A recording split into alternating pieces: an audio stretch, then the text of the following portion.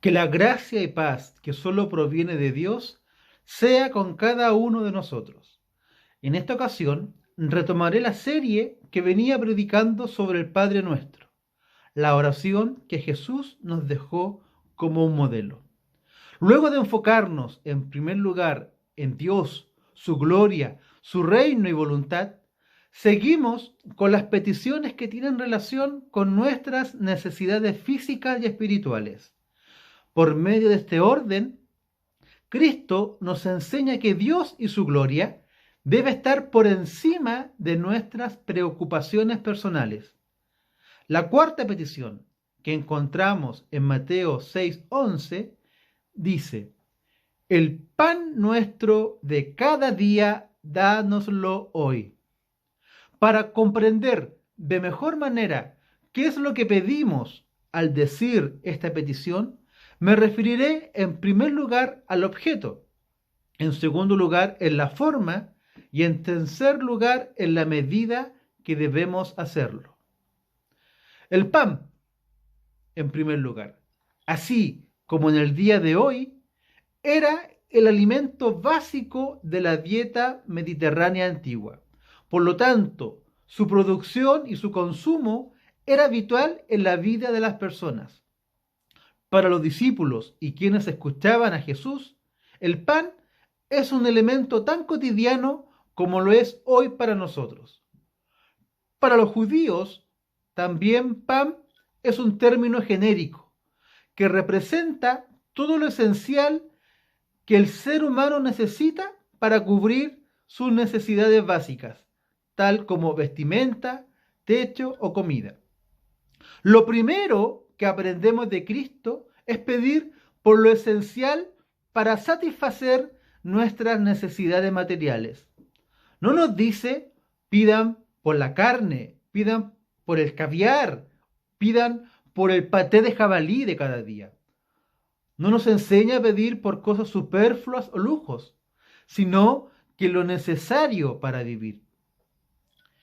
Mensaje contradictorio para la sociedad exitista en que vivimos, donde el valor de las personas se mide en su capacidad de consumo, donde lo que comemos, vestimos o el lugar donde vivimos se convierte en un fin aspiracional.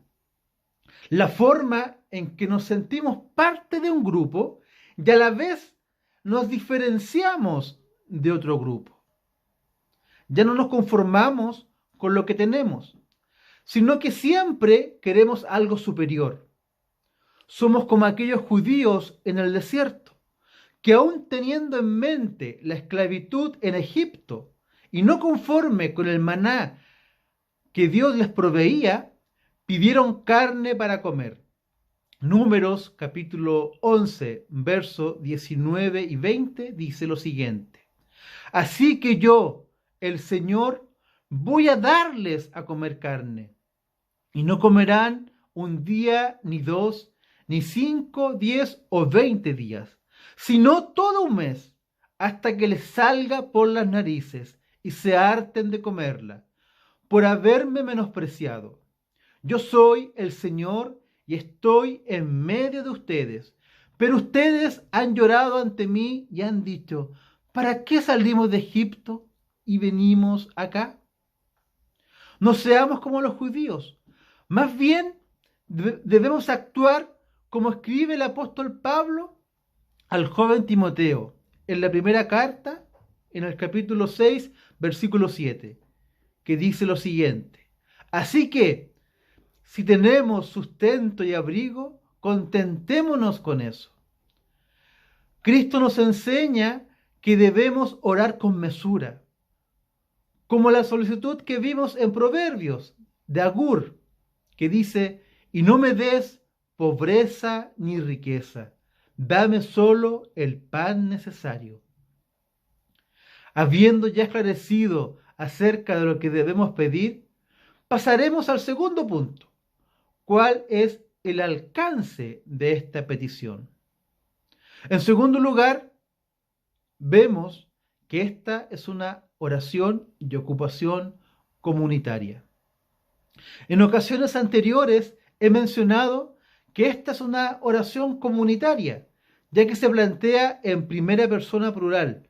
Nuestro, nosotros, nuestra. Y esta parte de la oración que se enfoca en las necesidades materiales no es la excepción, ya que nos enseña a pedir por el pan nuestro. Al pedir que Dios provea lo esencial para la vida, no solo debemos hacerlo por mi necesidad, sino que también Cristo nos enseña a actuar en amor y compasión con el otro, con el prójimo. Mateo, en el capítulo 22, versículo 39, registra las palabras de Jesús que dice: amarás a tu prójimo como a ti mismo. La pregunta es, ¿y quién es mi prójimo? Jesús responde a esta pregunta. Imagine a la persona o al grupo de personas que usted más desprecia. A aquellas personas que mira como seres inferiores, que, según su parecer, no merecen su atención. Imagina a la persona con la cual existe una desconfianza mutua. Esa persona, al verlo en dificultad, va y le ayuda, aún sabiendo lo que usted piensa de ella. Pues Jesús, en la parábola del buen samaritano, en una respuesta radical y revolucionaria, me dice que aquella persona que yo menosprecio es mi prójimo.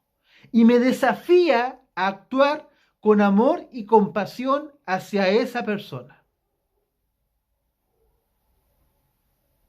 Al enseñarnos a orar también por las necesidades del prójimo, nos demanda a que nos ocupemos de aquellas necesidades.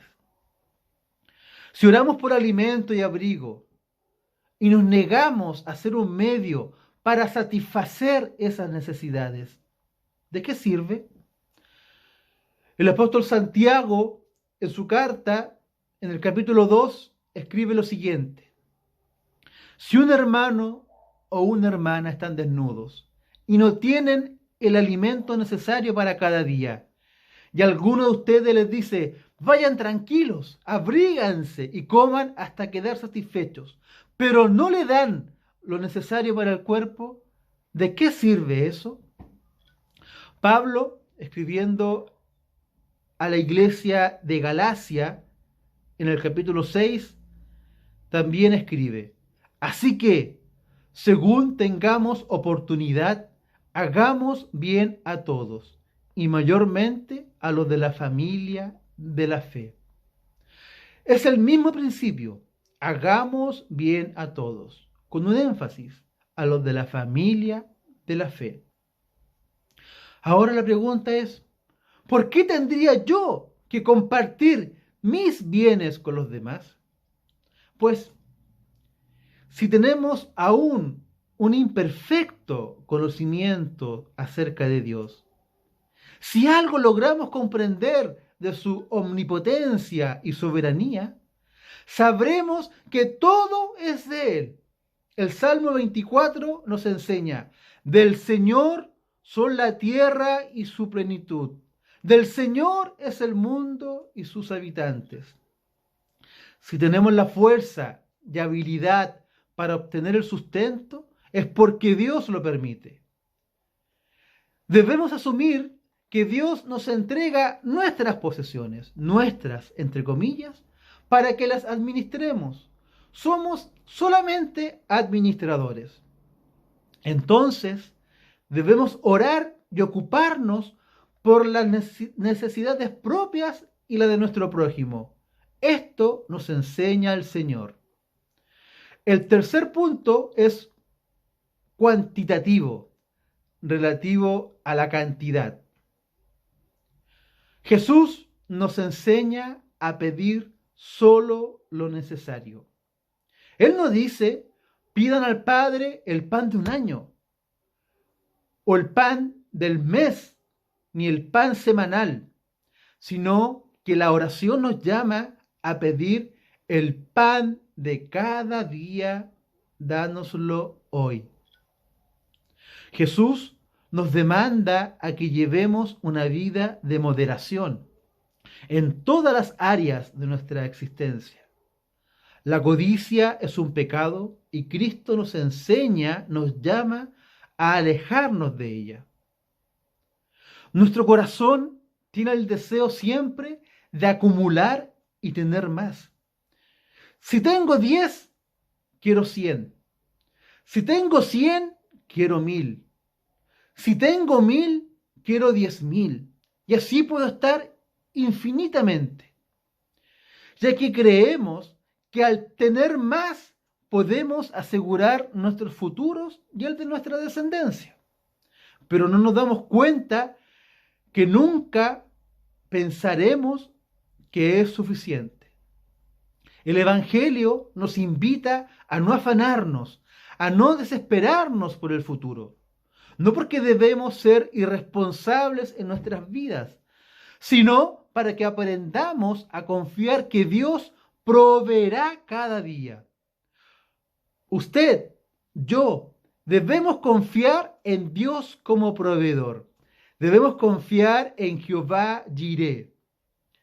Mateo también, en el capítulo 6, escribe: por lo tanto, no se preocupen ni se pregunten, ¿qué comeremos? ¿O qué beberemos? ¿O qué vestiremos? Porque la gente anda atrás de todo esto, pero su Padre Celestial sabe que ustedes tienen necesidad de todas estas cosas. Cuando el pueblo de Israel recibió el maná en el desierto, la orden de Dios por medio de Moisés fue que cada uno tomara lo que pudiera comer. Unos recogieron más, otros recogieron menos, pero cada uno lo suficiente para cubrir sus necesidades diarias. También les dijo que nadie guardara para el siguiente día, que nadie guardara para mañana. Pero como el corazón del hombre es engañoso y no descansa en Dios, hubo quienes, creyéndose más astutos, creyéndose más vivarachos que otros, pensaron: quizás mañana no caiga el maná, o quizás mañana va a caer poco.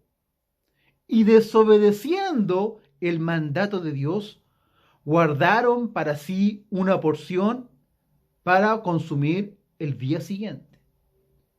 Pero esta porción se agusanó y se apestó. Jesús, conociendo nuestro corrupto corazón, nos enseña a no caer en la codicia. Mateo 6 dice: nadie puede servir a dos amos, pues odiará a uno y amará al otro, o estimará a uno y menospreciará al otro. Ustedes no pueden servir a Dios y a las riquezas. Los bienes materiales se pueden transformar en nuestros ídolos, anhelándolos más que a Dios y confiando en ellos más que en Dios. Oigamos las palabras de Agur y hagámosla nuestra. Dame solo el pan necesario. No sea que una vez satisfecho te niegue y diga: ¿y quién es el Señor? Ahora que he intentado esclarecer el sentido de esta parte del Padre Nuestro, que nos llama a pedir por lo esencial para vivir, que debe ser una oración y una ocupación comunitaria, y que solo debe ser en la medida justa para no caer en la codicia o llegar a no confiar en las misericordias que Dios nos tiene preparado cada día. La pregunta que me hago y que les invito a que se hagan es: ¿qué utilidad tiene hoy para mí? ¿Qué utilidad tiene hoy para usted, en este momento, orar por el pan nuestro de cada día? Estamos experimentando situaciones nuevas y complejas. Lo que conocíamos como normalidad hasta hace unos meses atrás está siendo trastocado profundamente por la pandemia del COVID-19, evidenciando nuestra fragilidad y debilidad como seres humanos. Y todo apunta a que las consecuencias de esta crisis sanitaria se extenderán por mucho tiempo más.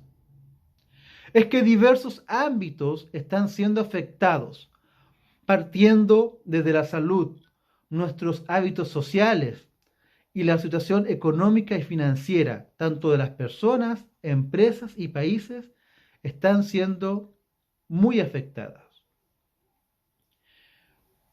En estas circunstancias, ¿estamos orando por nuestro pan de cada día? Muchos descansaban y confiaban en una estabilidad económica, pero vino el virus, detuvo la actividad comercial y esa supuesta estabilidad se desmoronó. Si su situación financiera se ha visto afectada, es tiempo de que ore a Dios y que confíe en Dios como su proveedor. Él conoce nuestras necesidades y nos provee lo necesario para vivir. Si su situación financiera no se ha visto afectada y quizás hasta se encuentre mejor, debe pedir por el pan nuestro de cada día, confiando en Dios como proveedor y dador de todo. No podemos olvidar que si Dios nos bendice, es solo por su gracia y no por algún mérito que encuentre en nosotros. Si su situación económica no se ha visto afectada, debe orar por el pan de cada día, en un acto de reconocimiento de la dependencia que tenemos de Dios, asumiendo también que en su voluntad esta realidad podría cambiar. No permitamos que nuestra escasez o nuestra abundancia nos nublen y nos impidan ver la necesidad de nuestro prójimo. Hoy se nos presentan muchas oportunidades de cumplir con el mandato de amar al prójimo como a nosotros mismos. La indiferencia es un pecado que podemos ocultar a los ojos del hombre, pero no a los ojos de Dios. ¿Nuestros actos reflejan confianza en Dios? Sí, diremos. Pero cuando se declaró la cuarentena, usted corrió apresurado al supermercado, haciendo largas filas, y desesperado llenó su carro para no correr el riesgo de quedar desabastecido. Usted pensará, el hermano está hablando de esto y yo lo vi en la fila. Y es probable que me haya visto, ya que también necesito aprender a orar por el pan nuestro de cada día. Confiemos en Dios, aprendamos a confiar en Dios en las situaciones cotidianas de la vida. Pedimos y procuramos solo lo necesario para vivir. ¿Sacaremos el 10% de los fondos de la AFP para cubrir reales necesidades? ¿O lo utilizaremos para darnos ese gustito, para darnos ese lujo que por tanto tiempo deseamos? Nadie tiene la facultad de decirle qué hacer o no hacer con su dinero. Pero sí su conciencia debe escuchar el Evangelio que nos guía en todas las áreas de la vida. Para ir concluyendo, hermanos, sabemos que nuestro corazón desea muchas cosas, pero necesitamos someterlo a las enseñanzas de Cristo. Y el Padre Nuestro debemos tomarlo como una hoja de ruta, donde Jesús nos enseña cuáles deben ser nuestras prioridades.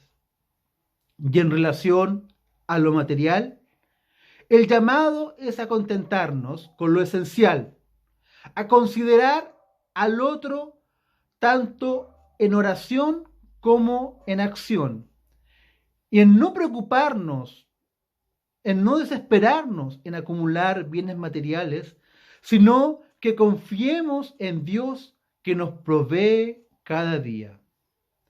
Que esta enseñanza nos guíe en toda nuestra vida y más aún en tiempos de pandemia. Que Dios nos bendiga. Amén.